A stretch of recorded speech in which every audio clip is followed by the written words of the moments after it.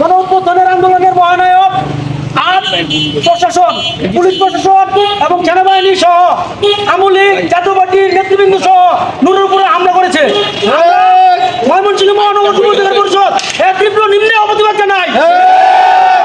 আমরা উপদেষ্টা মন্ডলীর প্রধান ডক্টর ইউনূসকে বলতে চাই যে অভ্যুত্থানের নায়ক বিপিনুর হক নূর, এই নূরকে কেন এই প্রশাসন হামলা করবে তার জবাব আপনাদেরকে দিতে হবে। আর যদি আগামী 24 ঘন্টার ভিতরে আপনারা এর কোনো প্রতিবাদ না করতে পারেন, এর বিরুদ্ধে কোনো ব্যবস্থা না নিতে পারেন, আমরা ময়মনসিংহ মহানগর যুব অধিকার পরিষদ সকল নেতৃবৃন্দকে নিয়ে ময়মনসিংহ অবরোধ করে রাখবো। আমরা পরিষদকে একটা কথা বলতে চাই, বিপিনের কিছু হলে চলবে এখন করে করে। এই নূর কারো সাপোর্টে রাজনীতি আসে নাই। এই নূর মার খেতে খেতে আন্দোলন সংগ্রাম করতে করতে আজকে রাজপথে এসেছে, আজকে জাতীয় নেতা।